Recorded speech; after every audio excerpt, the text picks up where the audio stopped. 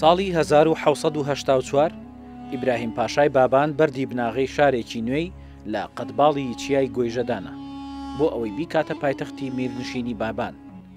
ئەو ڕۆژە بۆ سەرەتایەکی نوێ لە باشووری کوردستان و لەو بەروارە بەدواوە ئەم شارە لە زۆر بوارەکاندا بووە پێشەنگ و لە زۆر بواری تریشدا کاریگەری و ڕۆڵی دیاری هەبووە. لە دوای ڕاپەڕینیش سلێمانی لە بیری نوێ و ڕۆشنبیری و ڕۆشنگەری و کەرتی پیشەسازی بووە پێشەنگی هەرێمی کوردستان و عێراق. ناوەندی شاری سلێمانی لە 470 کیلۆمەتر چوارگۆشە پێک هاتووە و دابەش بووە بەسەر 213 گەڕەکدا و لە سەدا 13 ڕوبەرەکەی سەوزاییە. لە دوای ڕاپەڕینەوە کەرتی خانوبەرە لەم شارەدا هاوشێوەی کەرتەکانی پیشەسازی و کشتتوکاڵی گەشەیەکی گەورەی بەخۆ بینیوە و لە دوای دەرچوونی یاسایەوە بەرهێنا لە ساڵی 2006ەوە 40,000 نیشتەجێبوون لە سنووری ئەو شارەدا دروستکراون.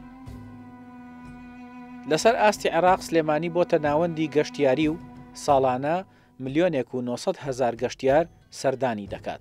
خاوەنی لە سەدا 50 سەرچاوە گەشتیارەکانی هەرێمە و 287 هۆتێلی تێدایە کە لە نێویاندا 7 هۆتێلی 5 ئەستێرەیە. بەپێی داتاکانی دەستەی ئامار لە ساڵی 2017 لە سەدا 46 دانیشتوانی شارەکە لە کەرتی حکومی کاریان کردووە، لە سەدا 50 لە کەرتی تایبەت و لە سەدا 2 لە کەرتەکانی ترکاریان کردووە. لەسەر ئاستی عێراق و هەرێمی کوردستانیش کەمترین ڕێژەی هەژاری و بێکاری تێدا تۆمار کراوە.